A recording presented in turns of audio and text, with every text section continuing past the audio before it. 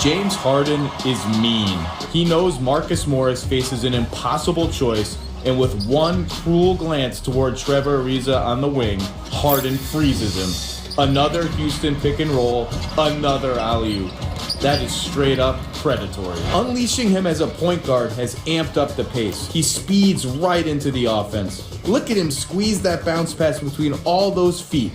Harden is a master of spins and angles. He has every pass in his bag. The league has no antidote to the Harden pick and roll machine. Switch a big man onto him and Chef Harden is cooking. Hug Ryan Anderson and Harden drives until he sees that telltale lean. He'll even spot your shortest defender and play some bully ball against him. This is the genius of James Harden. Harden doesn't hog the ball for the sake of hogging it. He's waiting, watching, hunting for that help defender who creeps in one step too far. No one goes from static to dynamic faster than James Harden. Houston went all in on him by ditching Dwight Howard's sad post-ups and building a lethal spread pick and roll attack tailor-made for its leftover superstar. Now we'll see how far James Harden can take them.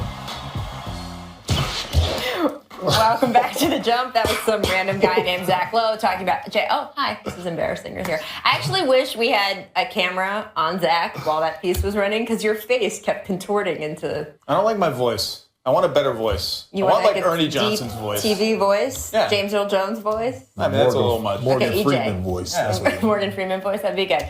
Harden does lead the league in assists. He's 6th in scoring. Are you ready to call him the best point guard in the NBA right now? It's a tricky question. He doesn't defend point guards, so does he count as a point guard? But offensively, he's playing point guard, so we're going to count him. I think this season he's been the best point guard in the NBA by like a hair over CP and Steph and Russ. Like all those guys are super duper close through 25 games. I think Harden's been by a tiny margin the best of them. Did you see Chris Paul 2020 game with 0 turnovers and the way he controlled that whole game? I think that was one of the most impressive stat lines of all season. But I agree with you. You know, James Harden is just... I mean, James Harden is balling right now, and he's distributing the ball and his player usage. I mean, he's been amazing. And I talked to Gilbert about it this summer, Gilbert Arenas, and I said, what player right now active reminds you most of yourself? And he said, James Harden. I would have thought Dame Dot. Right. Or Steph Curry with the shots and turning around, but...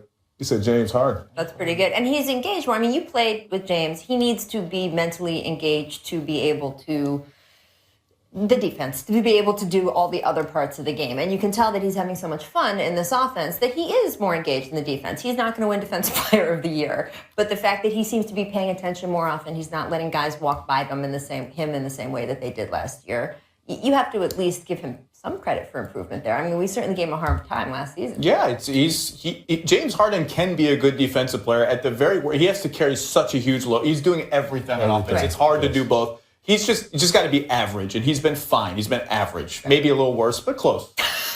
You can't let it go. I like what I'm seeing. See, there you go. He's playing good basketball. Yeah. There you go. Let's move on to another player Zach has seen a lot of recently, Rudy Gobert. The Jazz won 4 of their last 5 games. They lured Zach down to Utah. They spent like a week there with promises of sharing Forrest Diaz's espresso supply. Yeah. It was really magic for you down there in Salt Lake City. Utah.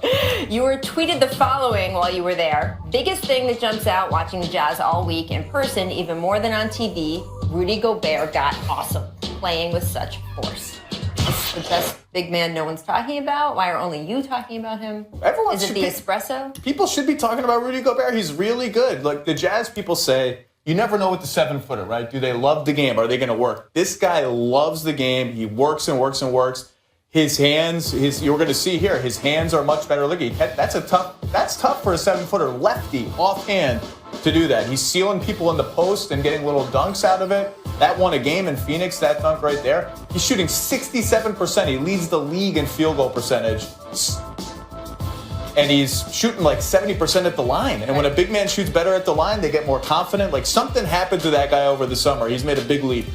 I think he's not going unnoticed. I think if you look in the NBA circle, everyone knows when they go to Salt Lake City or if they come into town, Utah Jazz coming to town, that guy is a force in the middle, and he's a force to be reckoned with. Where is Utah right now? Because we had them on the cusp of something for, 3 years now? Yeah. What would you feel like they're... They're on the cusp of something. They hopped over that cusp. Well, if half their team is injured all the time, if the whole team could actually play, we might have some idea. Part of basketball, right? It's impressive that they're 15-10. I think they're 15-10 with all the injuries they had. That's impressive. Let's just see what the team is. Right. I mean, I you think they a buy playoff in team. on them? Is this the year? I think they're a playoff team. You know, being 15-10 and having Hayward come back and look as good as he's looked, I think they're on the cusp of doing what we all envisioned them doing. Finally. Finally. Boom. All right, got to take a quick break, but first let's look at our distant replay from this date in 2000. 19-8, the Nets extending their lead here in the third, up by 21.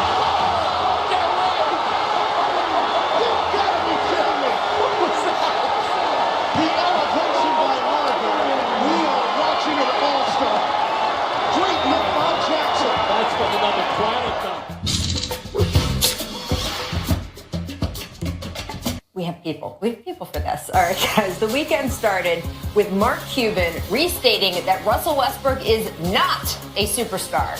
Cuban says his definition of superstar solely rests on how many games a player's team wins and how deep that player can single-handedly, mind you, take his team into the playoffs. Not about the numbers that player puts up along the way, Cuban says. Look, at this point, Mark is clearly just being stubborn. There's no arguing over whether Russell Westbrook is a superstar. But while he didn't use the same language, the person who most closely echoed Cuban's overall sentiments as this weekend unfolded was actually Russell Westbrook. Last night, when asked about the possibility of winning MVP, Russ said, quote, "I don't care, honestly. A championship is always the most important thing to me." So like Cuban, Russ is saying he's valuing wins over stats. And I don't think there's any basketball fan that's going to be disappointed in that, I mean, me included. But I do hate this sports radio style title or bust sentiment that has infected the NBA in recent years. I am still going to insist winning 73 games in one season is a thing, a big thing, even though Golden State didn't end up winning the title. Or let's look at the team that beat the Warriors over the weekend. There were a lot of calls this past couple of years for the Grizzlies to blow up their team and start over, because despite one of the league's longest playoff streaks, they clearly weren't in a position to win the title. Guess what? Still not in a position to win the title down in Memphis, and they're still doing impressive stuff that's energized both their teams and the fans. Well, the same goes for Russ and the Thunder. I'm sorry, but Oklahoma City, not likely to win the championship this year. But take a look at what Russ still did last night against the Celtics. He tied up the game with first the slap of this rebound, and then he finishes when he gets the ball back down the court. He hit the game winner lefty, splitting 4 defenders. Then he handles the jump ball perfectly to help seal things. That's, superstar stuff, and it's meaningful stuff. Even if Russ and Mark Cuban have their focus on the end of the season, I gotta tell you guys, I don't. What about you? Do you guys feel championship, that's it, that's all that matters? Have you seen that rise in the league over the recent years? I have seen that, and the discussion is just like KD going to Golden State. He's going because he want to secure a championship, and that's his best chance. But everybody, heckled him for it and gave him hell. But at the same time, you look at Russ and what he's doing out there. I don't think it's championship or bust. I think he is a superstar. Me and Mark can agree to disagree. And he's performing at an unbelievable pace. And right now, he's top 2 for MVP race right now. So Cuban said 50 wins? They're on pace for 51. Right. So he's doing fine so far. Which is a little better than the Mavericks. They're just a little bit. They're a total disaster when he's on the bench, and they're really good when he's in the game. He's a superstar. And this whole title or bust thing, just stop. Single-handedly, who single-handedly ever did anything in the NBA? Dirk didn't single-handedly win the title for the 2011 Mavs. Facts. Right? I mean, no one does it single-handedly. And to Kevin Durant, bringing him up is a great example. That he felt so much pressure. You got to win a title. Your legacy isn't going to be cemented until you win a title. We had so much talk in the summer, right? Oh, we know who's going to win the title, or we know who's going to be in the final. What's the use of the season? Why can't we appreciate all the other stuff? What has happened to us that this is the Memphis example is another great example. I mean, look. You've talked about Memphis and whether they should stop or start or what they should do. Memphis is awesome. Marc Gasol, my favorite player in the league, just won Player of the Week. They're great. But I don't know why we do this. I mean, we don't. When players retire, that sort of phase, right? No one sees John Stockton on the street and says, "You didn't win a title. You stink. Title or bust." People do, though. Nobody does that to John Stockton. No, I think we embrace and respect the legacy of the greats, and Russ is on the pace of being a great player. he is right now, and his legacy is secure, and I love what he's doing, and keep up the good work. If they don't win 50, would you still vote for him for MVP? That's kind of. I didn't say I'm voting for him now. He's in the top 3 for sure. I mean, if they win 49 versus 51, should it really affect your vote? I'm trying to debate if I should ask you for your MVP now or wait until we get to the James Harden segment later. You can wait until the next. So I know what's happening. Let's talk about the game Zach did go to last night. The Lakers fell to the Knicks. Their 6th straight loss. LA hasn't been above 500 since November 30th. And it's funny, at the start of the season, we never would have set 500 as the standard for this young team. But they got off to such a strong start. Everyone raised their expectations, including, by the way, the Lakers themselves. Some of the players were even talking postseason week 2 into the season, which was interesting. Karan, do you think all those expectations, both external and internal, got to be a little bit too weighty for this team? I don't think so. I think you got to have high expectations going in when you got a young nucleus and a young core. And a new coach, trying to change the energy around there, post Kobe. You want to, have some momentum going forward, and you want them to think win, win, win. But, you lose some of your key guys, and D'Angelo Russell, Nick Young, and you're trying to fill that void. So for them to lose a few games here and there, I don't think the expectation should be the same. I think they should just continue to move forward and try to win games. But, 500 at best is what I had them at. The fact that we're on television talking about Nick Young as a key loss for the Los Angeles Lakers is the biggest story of the season. Like, they're fine. They were 10-10. They were outperforming. He looked decent last night. He's good. Nick Young's had a great. I don't know what Luke Walton did to Nick Young, but it worked. They were never quite as good as a 500 team. They were 27th in defense when they were 10-10. They're last now. But it doesn't even matter. It's the culture change that matters. The young guys are happy. They're playing well. They're playing together. Like, that matters. But I'm interested in how they do in this next phase. And they're about to leave on a road trip, which obviously kind of can solidify team chemistry.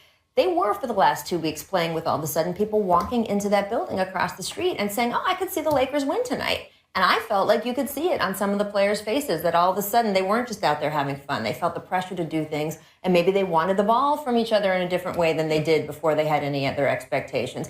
Learning to handle that when people think you can win, that's a thing, right? And I haven't seen that yet from the Lakers. I'm curious if it happens on this road trip. Well, I hope so. And I think they got a great start. I think they start with Sacramento tonight. So that'll be a great opportunity for them to build some momentum. Wow. And, you used to play for that team, Yeah, definitely. I mean, it's going to be a great opportunity. I think DeMarcus Cousins may have other things in mind, but, it'll be a great chance. They'll be fine. Lakers are fine. This is all gravy going forward. And they're only 3 games out of the playoffs. It's not that far. Well, I mean, there's a lot of teams. The Phoenix Suns, didn't you and Earl Watson have a conversation about how... They've lost a few games since then. Exactly. On to the collective bargaining agreement. The two sides were hoping to reach an extension before this Thursday's opt-out deadline, but Players Association Vice President Carmelo Anthony told our Ramona Shelburne that he is, quote, skeptical of something getting done and that it would take, quote, a miracle to happen.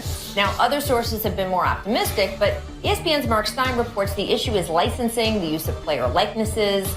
Zach, how concerned are you about all this? Not super concerned. The opt-out date is December 15th, so it's coming up, but that's sort of a fake deadline, right? It's not a real deadline. They can still negotiate after that. I just have a hard time believing that a year of optimism and like almost to the finish line progress is going to be undone by what's not a tiny issue, but it's not a big issue. It's a solvable issue, and everyone is still like at least cautiously optimistic. Everyone involved in the process, so I'm not that worried. How do players feel about it? I'm not worried at all either, and I think the key words that need to be thrown out is fair and partnership. And I think if they go in with that objective, I think everything will be fine. The thing, though, is that if they don't beat this Thursday deadline, it's not that it's just, oh, gee, they've got more time to negotiate. It changes what the negotiation is. If they do it before Thursday, then this is an extension of the current CBA. And the small issues that they've been working on, those change, but the general CBA stays intact. Once they hit Thursday, if sides opt out, which they would be expected to if we hit Thursday, then it's a whole new CBA. Then they're, quote, starting from scratch. And yes, they can work through the framework of what they've had for the last 6 months or a year, as you've said. But then players like, hey, we've been talking about marijuana use, right, recently. We've been talking about scheduling recently. All those issues that might not have been at the front of the negotiations, once you rip the whole thing up, those are a lot more points of discussion, and then you start having the cold sweats about maybe another lockout. Doesn't worry me. I mean, they've been talking about all have no that stuff. sweats. Front burner, back burner, whatever burner they've been on. All those issues have been brought up to some degree in the talks. Like, they've already been talking about the broader CBA, and it kind of agreed that the general structure is going to stay the same. So I don't really, it doesn't really worry me. Bargaining tactic by Melo to push everybody to make it by Thursday? You got great business individuals in the players. Chris Paul, LeBron James, Dwayne Wade is going to have a hand in it. I think the game is at an all-time high right now, and no one want to have the stoppage. Not and gonna no kill the hiccups. golden No, goose. don't kill it.